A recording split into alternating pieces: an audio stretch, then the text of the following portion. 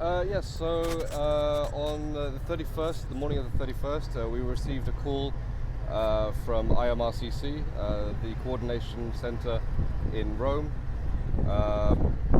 to alert us to a vessel in distress, approximately 16 nautical miles from our position.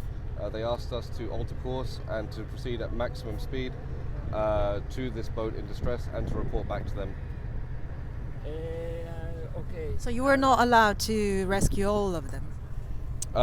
So initially we got a visual contact with the rubber boat. We informed IMRCC. IMRCC then informed us that Libyan Coast Guard was taking coordination of the SAR event. And that was the first time? For me, yes.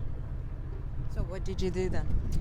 So we were informing IMRCC as to the condition of the rubber boat. We saw no life-saving appliances, so no life jackets. A vessel in very unseaworthy vessel, very overcrowded, approximately 120 people on board this rubber boat. We informed them of the situation.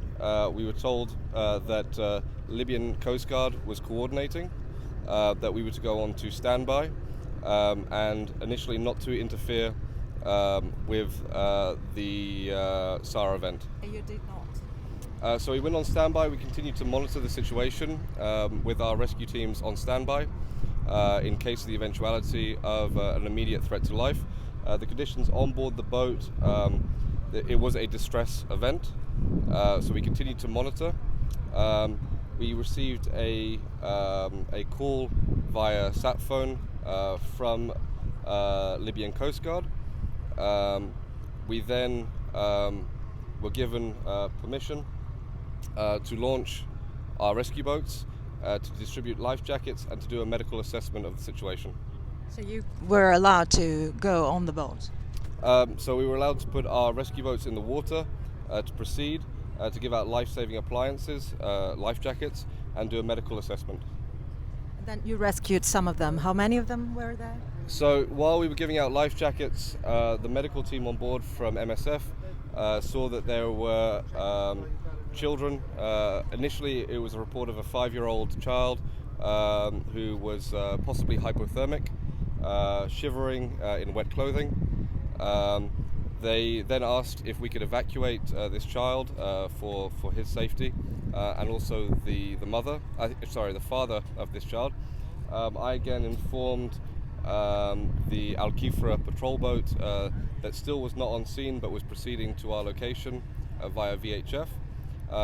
They said that we could then evacuate all vulnerable cases, children, pregnant women, and their families to the Aquarius, as we had a medical team on board. So this first child led to To rescue 39 people. The other people were intercepted by Libyan Coast Guard and returned to Libya.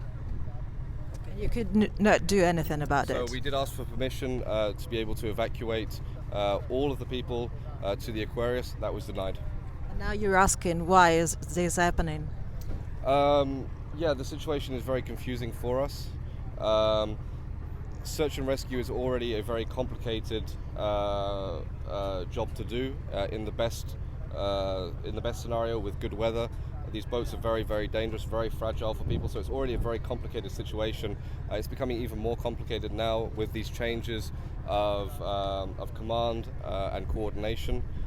It's making things even more complicated for us and even more dangerous for the people that we're trying to rescue.